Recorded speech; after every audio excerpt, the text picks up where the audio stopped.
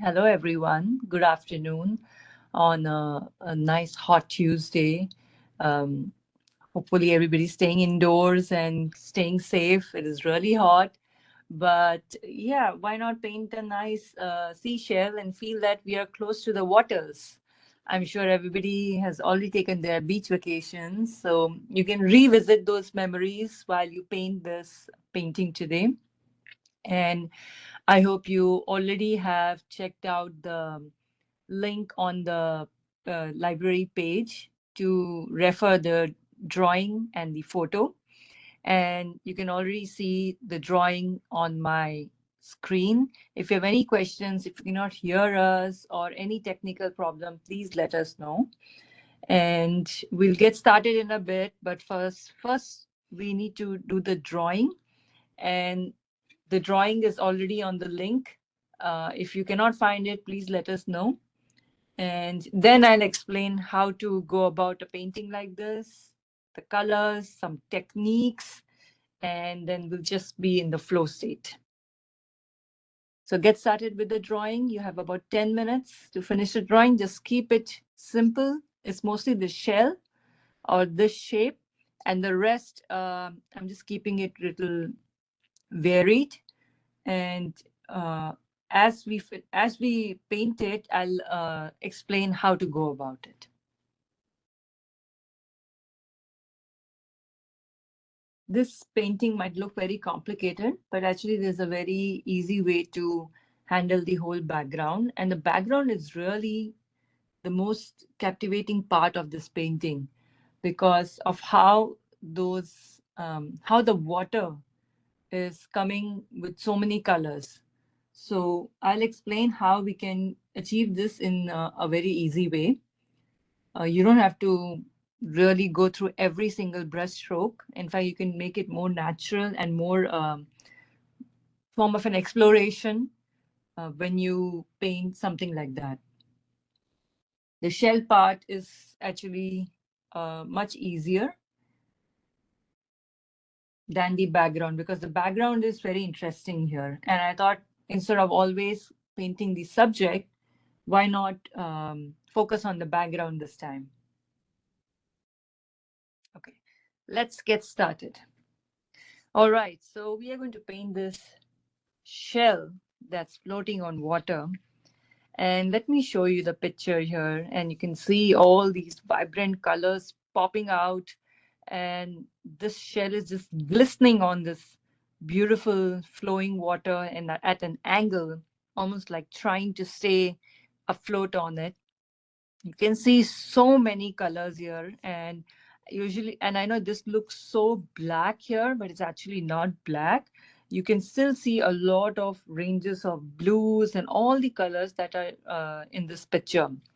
So I really wanted to paint something like this from a long time to challenge everyone to think differently of backgrounds and not just the subject, because sometimes the background becomes the actual painting. And especially a subject like that, even that this is the shell is really shining here, but the water or the background here really supports the whole painting. If it would be just a shell sitting on a table, it wouldn't be very interesting. But something like this, it really makes this shell pops out.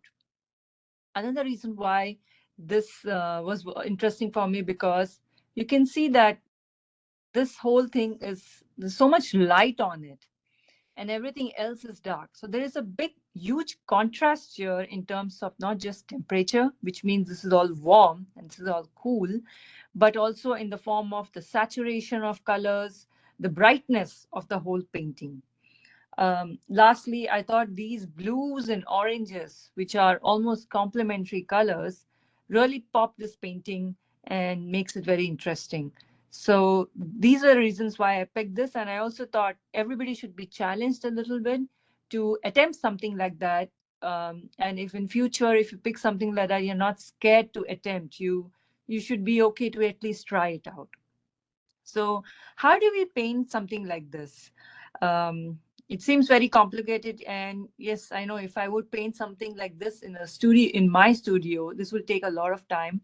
because I'm going to cover up all these little areas, paint the rest of the painting, and then reach out to the other parts.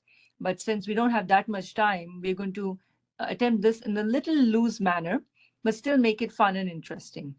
So I really want to paint this shell or this subject first, because I'm going to reach out in between in the middle, and I cannot paint anything here because my hands would get wet. So we'll just reach out to this area first, and then later come to the other areas. And in the end, I'll show you how to use this cling wrap, which we're going to use to make this beautiful background, and also show you uh, after drying what the painting might look like. And of course, it's going to look very different than yours or the others who have attempted. So this is what you'll see, that every painting is going to look very different. So let's get started. As you can see what colors we are using, the colors are very, very simple. You can do this whole painting in 3 colors, but I have definitely used more because I really want real darks in it, really, really good darks. And you can see we have yellows, we have reds, and when we mix red and yellows, we'll make oranges. We have some nice purples and some blues, some turquoise blue, some dark blues, really deep dark blues. So definitely use your darkest what you have on your palette or your paint box. I see some browns, so you can use some browns or really deep tone of reds. Okay, some nice again reddish oranges colors here. So very pretty simple palette. As you can see, these are my this is my yellow, my reds, my blues. I did use green. I'll tell you why. Because every painting should be balanced in a little way of the complementary colors. And since I'm going to use a lot of reds, I need a little bit of green to balance it. And this is neutral tint or black. I rarely use this, but today I might use it because I want to really make really dark, deep tones. So these are my colors, and we're going to start attempting from this area, starting from the outer area, because the light is hitting here. And these are the lightest areas of the painting, so I'm going to keep it super light. And as you can see, we come out, as we go inner and inner, it gets a little darker. Now, if you see the black and white picture, it's more easy to understand what colors. This is so light. And you see the background is super dark. So you make sure that these are not very dark, because these are the darkest areas here. So always keep looking at your black and white painting to compare how much color to put or what value to use. So I'll explain this a little bit, what value means.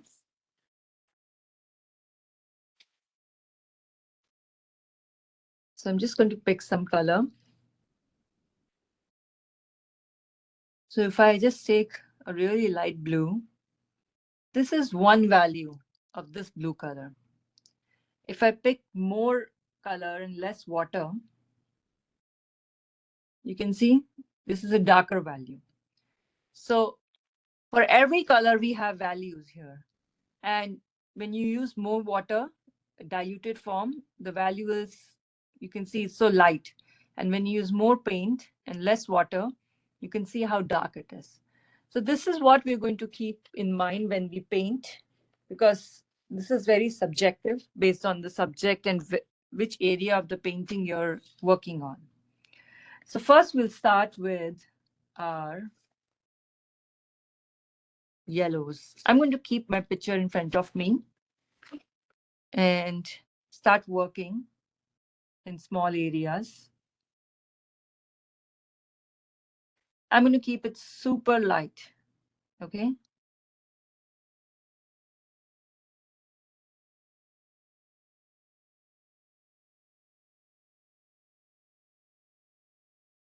Just remember, yellows dry up super light. So you might have to add a little bit later if it's too light. So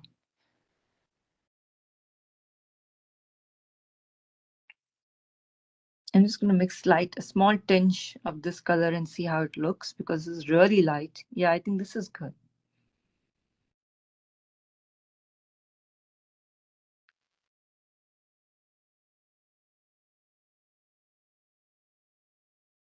Okay.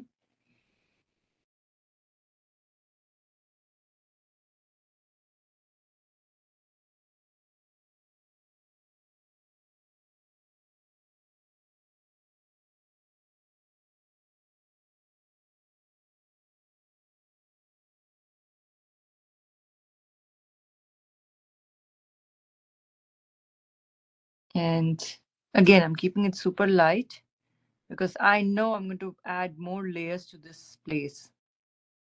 And while this is already wet, I'm going to take a bit of red and go in because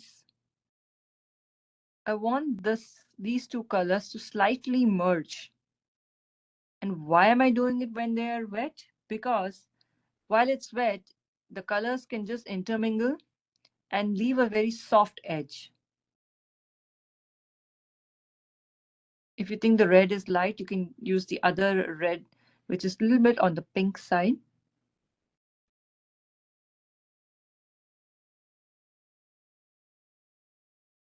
Continuing to the other areas.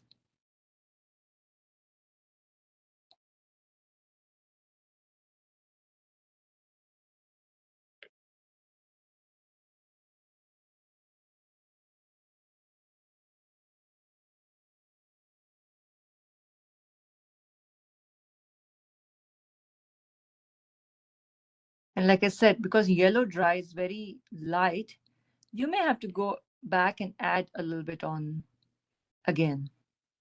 But I'll leave that later. I think for now, I'm just going to move on to the next one. I can already see the yellow is very light, but that's okay. I'm not going to disturb now. I'm just going to let this dry so that we can move on to the other areas.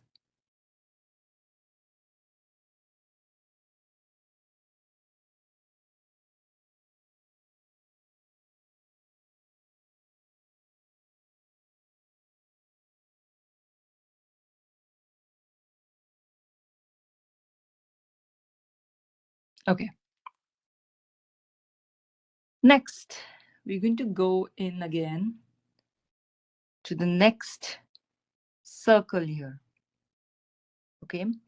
And you'll see that some of the yellows are also inside. So we'll probably, excuse me, come back and add some yellow. But for this one, I'm going to directly start with reds. Okay.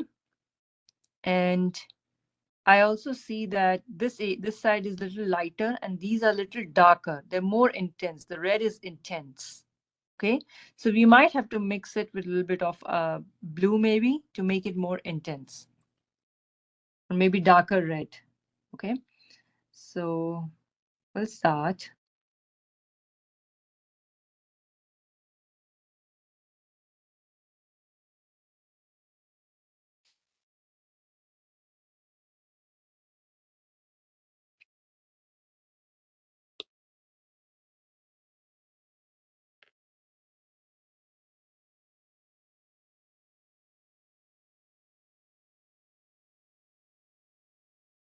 And I'm going to change a little bit each time I paint.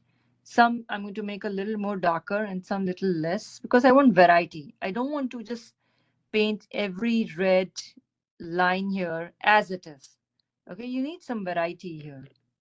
You may also mix a little bit of yellow into it to make it look almost like reddish orangish. Yeah, see, that is a better variety. You cannot have exactly the same color everywhere. It's just going to look too flat. So I'm going to take a little bit of red here, the darker red, mix it up. This area coming down is a little more darker. So maybe I can try some blue, add it to this red.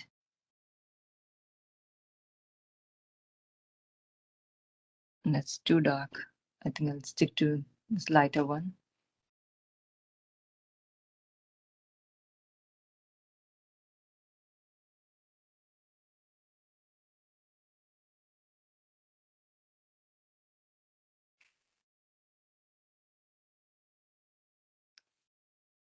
Okay, stop here. Let it dry.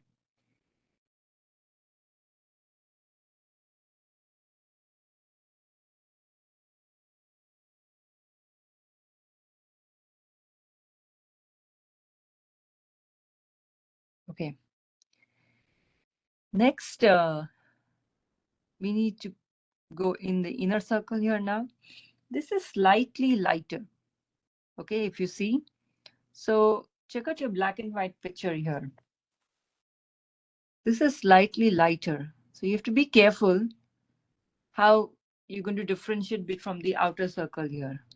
So again, I think I'm going to use more of orange here, yellowish orangish here. Okay.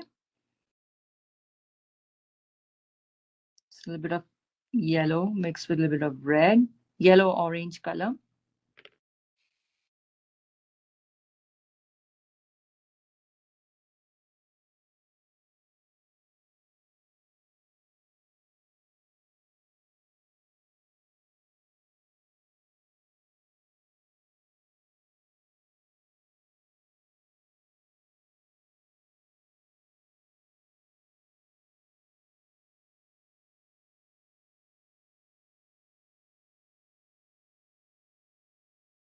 Like I said, if you find it really light, you can always go back, but don't do it too dark because it's hard to remove the color.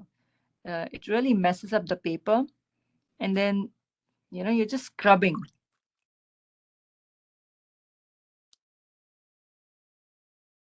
And in the last ring inside, here, this is almost very dull yellowish orange. I'm going to keep it very, very pale, like a very, very light orange.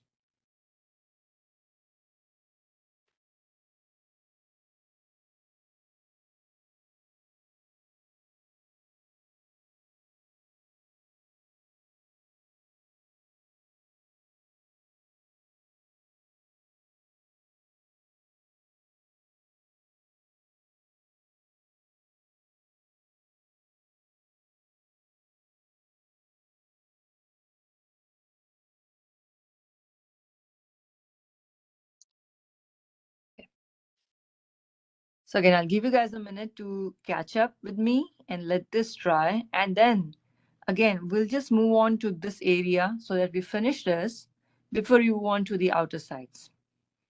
Okay.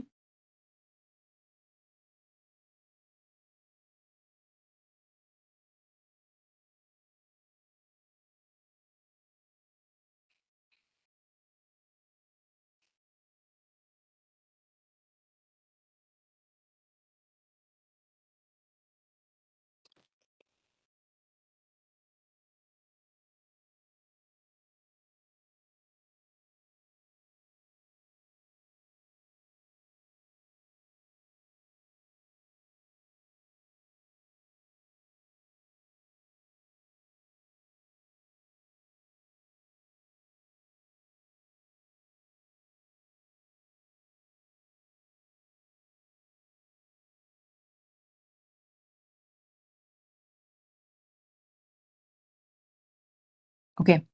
Let's move on. A little more yellow.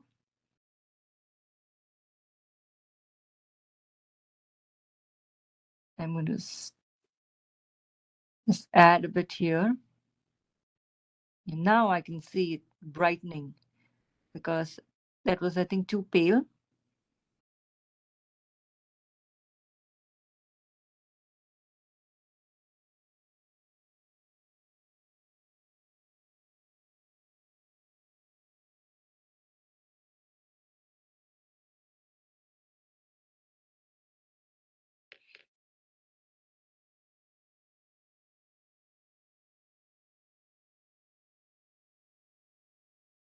It's a little more darker red here.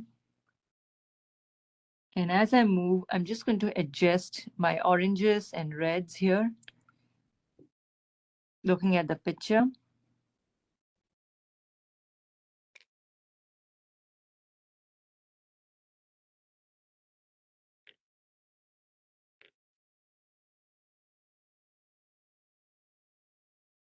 Little more of yellow here.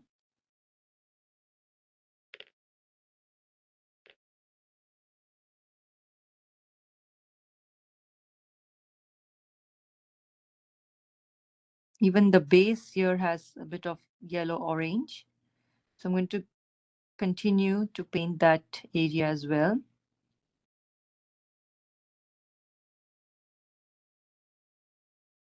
This side has more orange.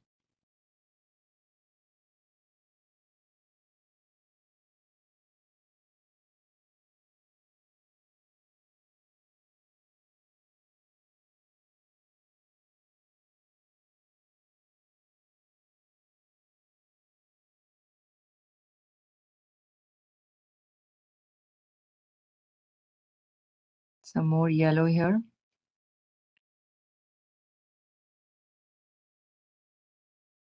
Yeah, so you have to just keep looking at the picture and adjust your yellows and oranges because they're so varied. Some places it is intense, some places it's really light. And maybe after everything dries, I may go back again and add a few more layers. But as you can see, these areas need more yellows. So I'm just going to go in and add those areas.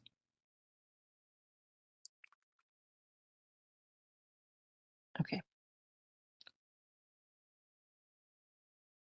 Let this dry. Next, we can work on these darker rings.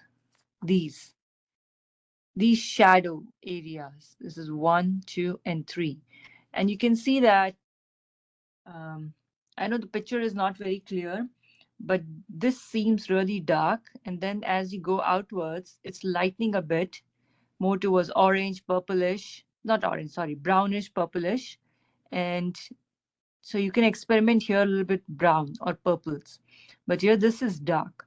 So what I'm going to do is I'm going to mix blue and like brown, like the burnt sienna, and make a mix to make it look really nice and dark. Wait, let me check.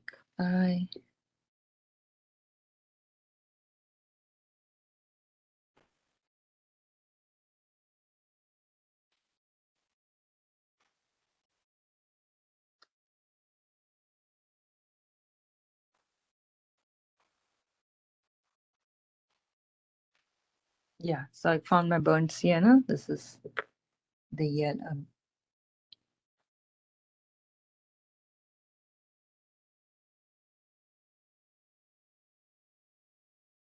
I think some of my colors are dried, so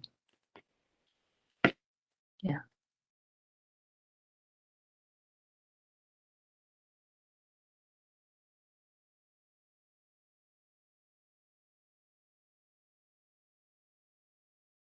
Okay, so I'm going to take a little bit of burnt sienna. You can mix it with a little bit of the blue, but I'm going to still keep it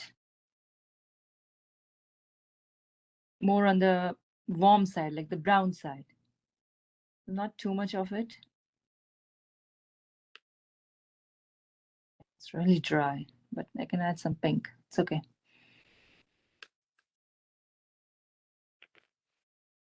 Okay, so we can go in.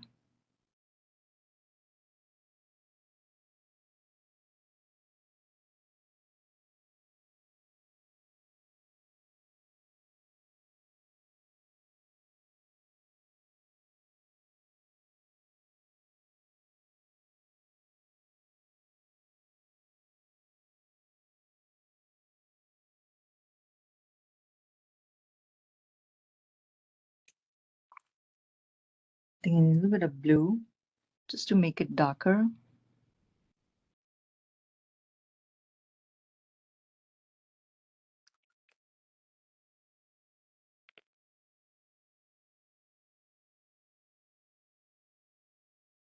Next, you can go in the outer area, make it dark.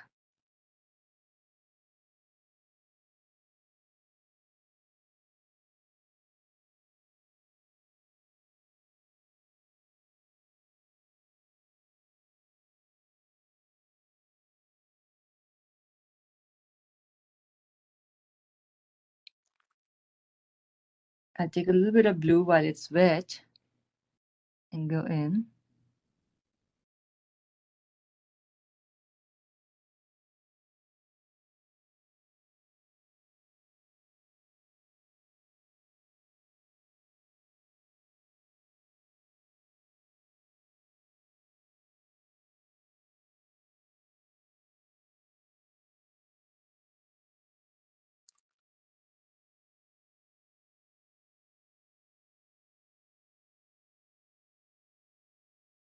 Okay.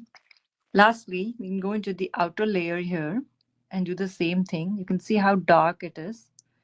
And I'm going to just use a little bit of pink, dark pink, a little bit of that brown, and adding blue on it. So I'm going to start from here.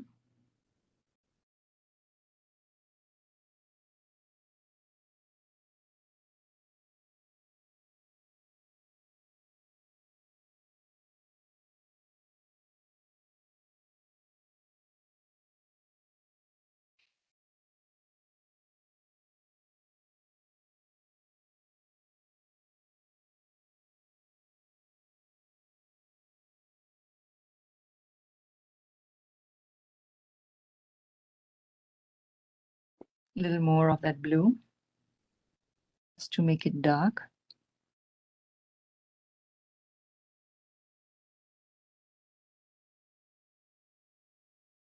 And you can do this any color. You can make it violet, you can make it brown, as long as the value matches how dark it is. As long as that's matching, you can make it any color. And this whole painting is so colorful that you really don't have to stick to one color. Make it your own. Okay.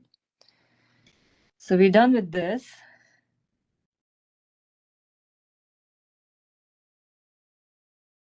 Okay. I'll let this dry. And next we'll move on to all these small areas.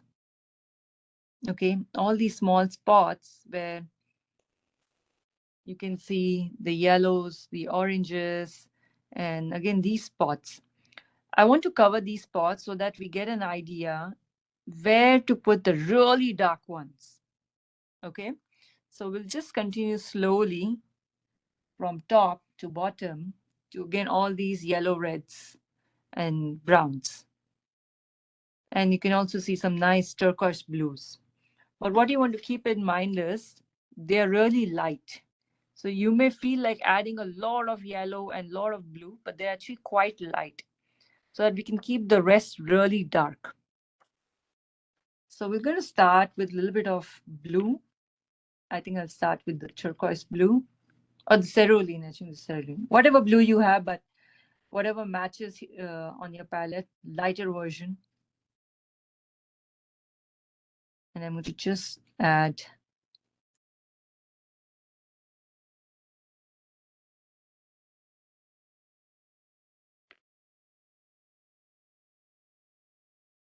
and I know right now it looks probably very, very light. But as we go forward, it will brighten up because we need a darker blue to make this light blue pop out.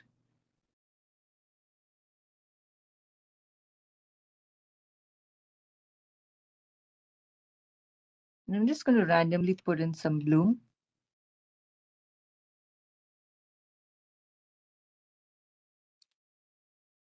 Don't worry too much about how exact these lines are.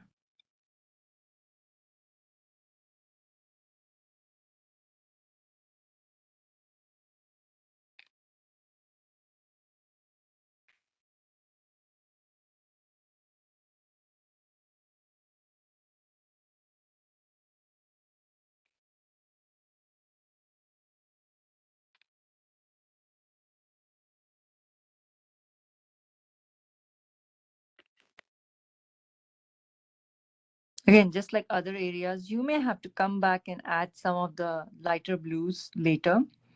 But for now, let's just continue. I think this is a better one. I also have some turquoise. Let's see if this is better. But this is just another blue, and I just thought, why not mix it up a little bit? Because it's nice, bright. Yeah, this is a little brighter color.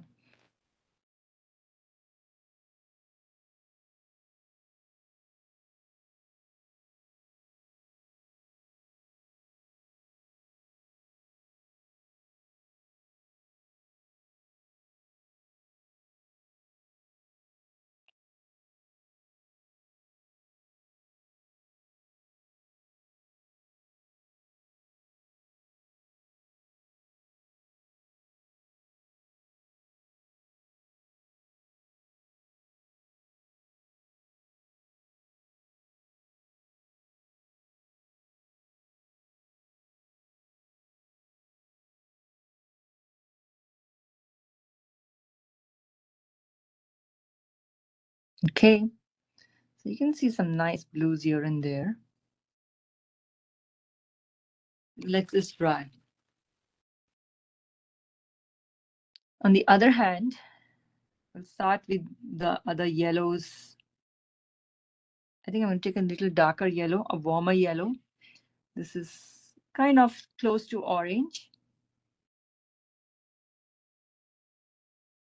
Remember, keep it light because we want the other areas to be super dark. So you cannot make it so dark that the others have no range left. You can always come back, add some.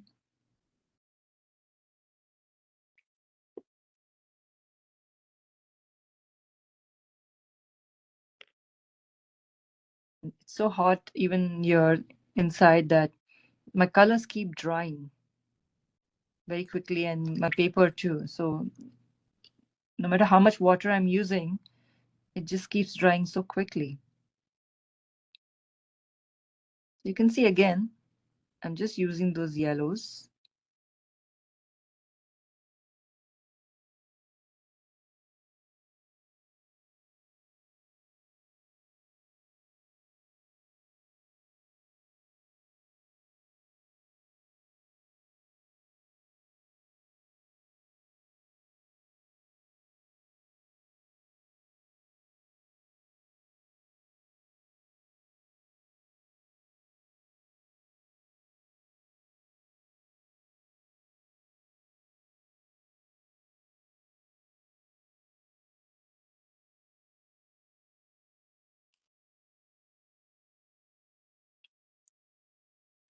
While this is wet, I'll take the red and get in some small places.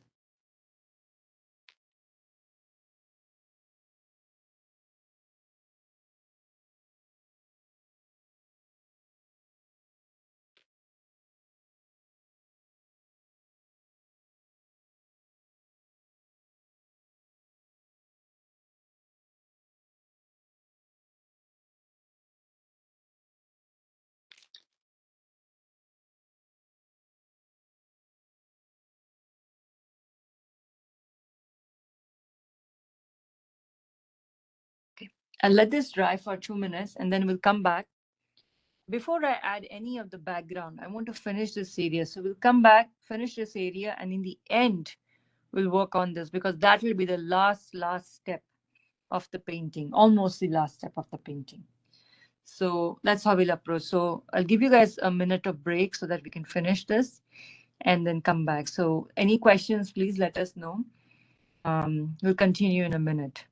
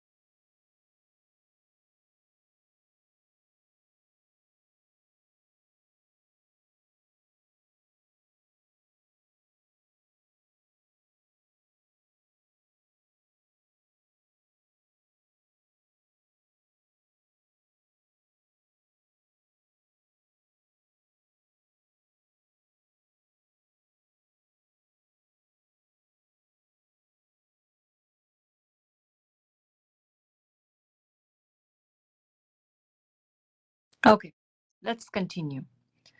I do see some of these areas with a little bit more yellow. So I'm just going to complete this area. And this is almost like a very grayish, very dull orange. So I'm going to add some here.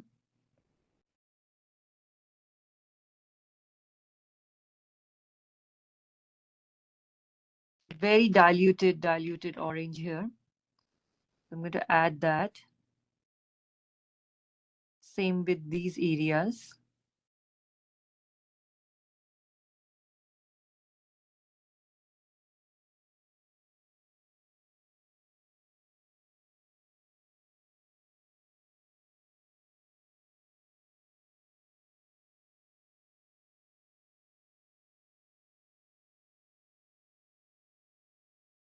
Just finishing a few more adjustments here.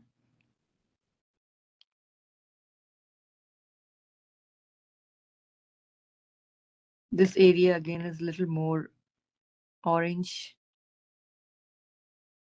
So just adding a few layers.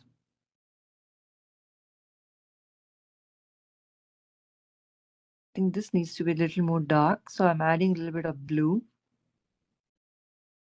I'm constantly comparing my black and white picture and seeing where I need some darks for it to pop out. This is very important aspect of the painting.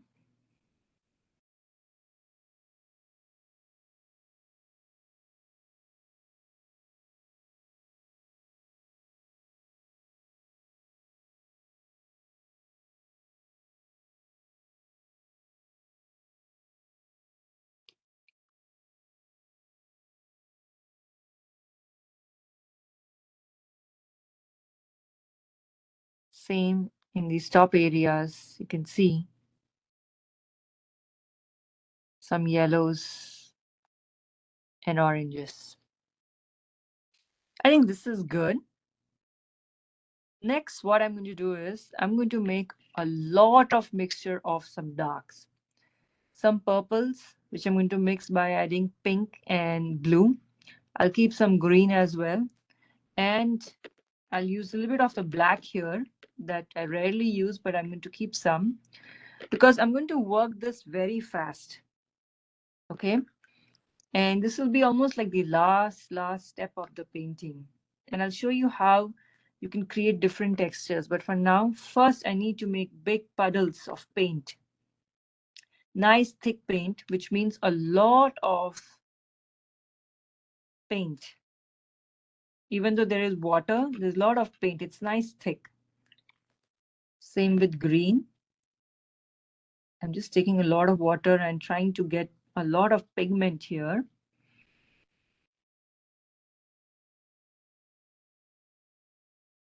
To use with blues as well. I take some blue here. Take some of the pink. Mix it. You have to keep it thick. Okay, because even when it dries, it's going to lighten up slightly, and we want really dark paint. Nice thick and dark paint for that contrast. I'm going to keep this black and also take some neutral tint and mix it in this black.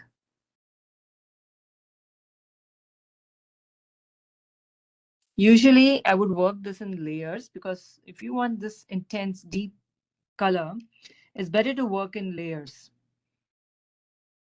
But obviously we don't have that much time for it to dry and work in layers. We're going to use a really thick paint. Okay, I'm going to cut some cling wrap and keep it ready. I do have some cling wrap here in small pieces.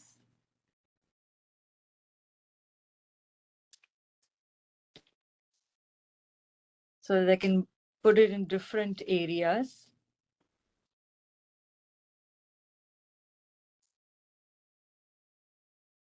It's just the cling wrap that you use in the kitchen. Nothing fancy.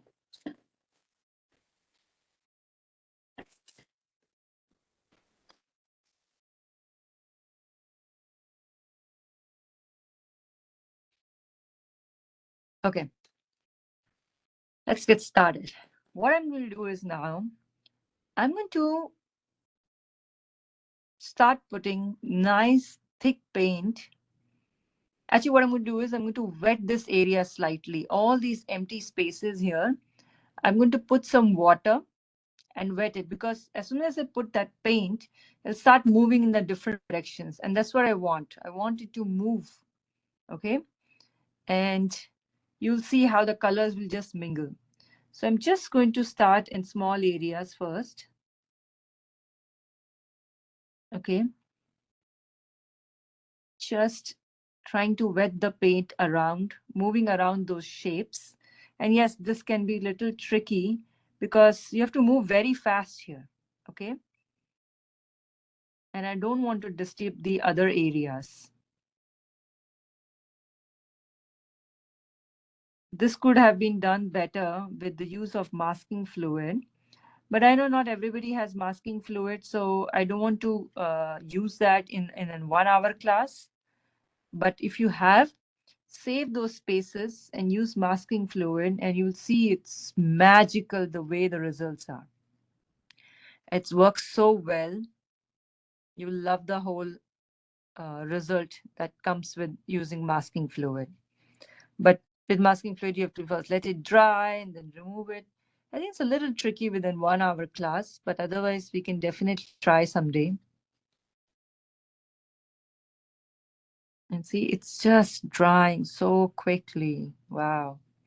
The humidity in the room is really high, and that's making it dry so quickly. You have to work very, very fast. Everything is wet. Yeah, see, it's already damp. That's okay.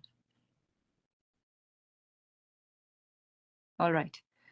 I'm going to start with some blues. Okay. Just barely touching the paper.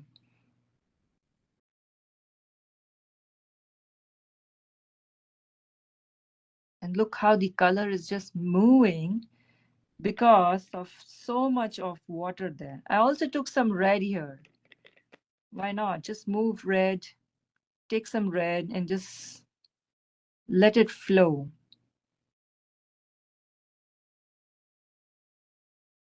And I'm thinking that you have to work very fast with this. Yes, you're right.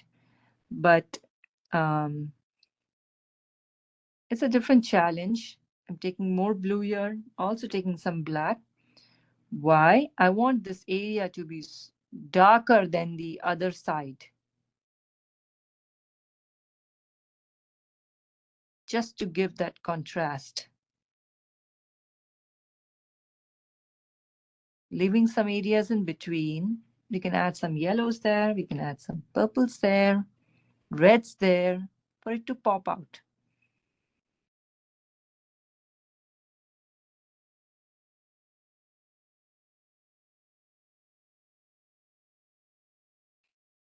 Now I'm just getting in really, really dark shapes.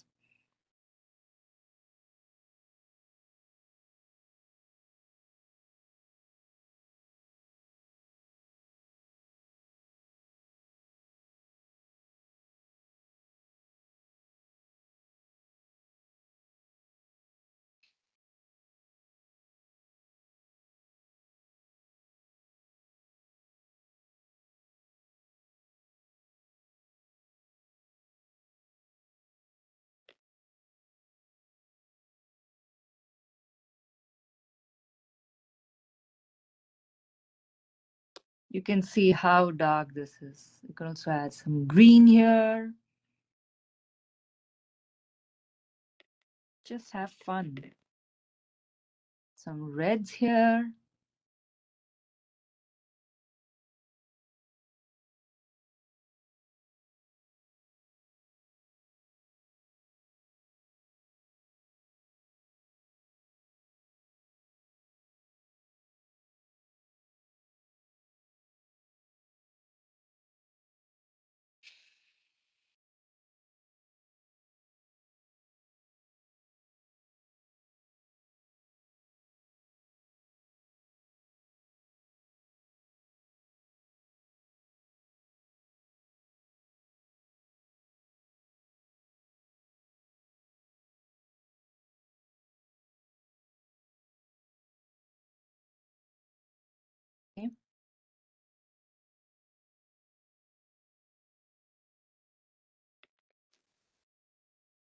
I'm also adding some reds.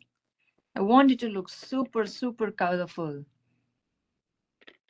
And it has to be thick and nice. Okay. What I'm going to do now is, look, this is wet and we want this wet.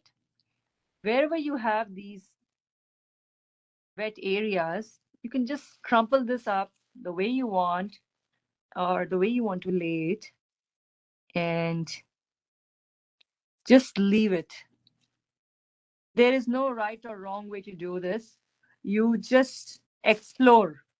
And if you want more gaps or small gaps, every result will be very, very different.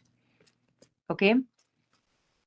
And this area too. Remember, it has to be wet. If it's not wet, this is not going to work. So if you're scared that the left side might have dried when you did the right side of the painting, you work in small areas. You do just the left side, color it or wet it, put the cling wrap, then you work on the other side. Now, because this was a small painting, I could work very quickly, but if you're new, I wouldn't recommend to go all in once with a big painting because you're going to get frazzled. Okay. And the best way to try this out at home is before you do your actual painting is on just a plain sheet of paper, just throw in some color, no shape, nothing, put the cling wrap and leave it. Okay. So what's going to happen is you'll see that this cling wrap is going to start to form shapes. And the places where it sticks is going to give a different texture. The places where it's not sticking is going to give you a different texture. Okay. And I wouldn't recommend you to move this now because as soon as you move this around, it will change. I can give you a small example. If look, this is really wet. If I move it, it'll just remove the color. So it's just not going to give you anything new. But here, this is like, it's going to show as if like there's some veins and some texture, some kind of uncertainty that comes with it that makes it this so, so beautiful. And I'll show you how this actually looks when it dries. At least leave it overnight to dry so that everything is really bone dry. And when you remove, you might have to adjust a few areas because let's say it might have removed a little bit of yellows and it may not pop out. So maybe you might have to add a few colors here and there, but I'll show you how the results would look. So this is what I painted as a demo for this today's workshop. And I can explain how this looks. See, I added so much color here. Okay. And once I remove the cling wrap, you can see how the textures are coming here. I mean, this you will not get in by just painting it by brush. So these tools, these kitchen tools, these everyday tools really bring out some kind of, that curious child you have in yourself to see how things turn out. And you can do this in so many forms. You can use salt, you can use sandpaper, you can use cling wrap, you can use a bubble wrap, so many different textures that can really pop out this kind of subject. And the background is complete. You can change colors. You can make it light, pink, red, green, just grays, and it'll still look good. And once this all dried, I had to go back a little bit and darken these certain areas because see, this was really light. And for this shell to make it look like it's floating on the surface of water, to give it some edge, I wanted this area to look a little more darker. So I just went ahead and added a little bit of paint once everything was done. And just maybe a few tweaks here and there just to make it pop out, maybe a few yellows to make it look bright. But mostly I did not touch anything to the background. So if you really want to explore different things in watercolors, where watercolor takes its own course, watercolor really makes you go out of control without worrying, with actually getting good results. is when you try these background techniques. And sometimes these backgrounds make the whole painting. And yes, sometimes they can even break the painting. So it's an experiment. And if you're not sure if this would work in your one of your good paintings, then first try it on a sample sheet. Don't try it on your really good paintings, so that you don't feel bad that I just ruined it. But I still feel you should try this with different colors, different techniques, maybe just half of the sheet, and see how it goes. It's really going to look magical. So this is what I wanted everyone to work on today. Really explore different ways and challenge yourself. It's important to challenge. If we keep painting the same things over and over again, it becomes very monotonous and there is no challenge left. So it's important that you work on different things, as an artist, to explore and try your creativity. I would really love to see your paintings.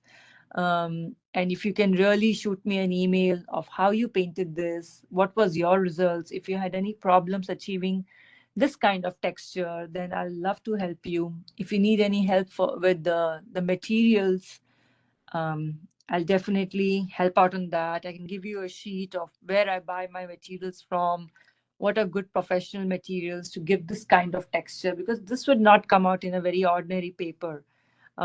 You need good paper, good paints, and you can just see how beautiful this texture looks. It's almost like you can touch it, and there's so much variation here. So definitely don't forget to sign. I actually forgot to sign on this painting. Wow. But sign your paintings and send me how it looks. But this already looks good to me. I know this is going to come out very well. So that's it from me today.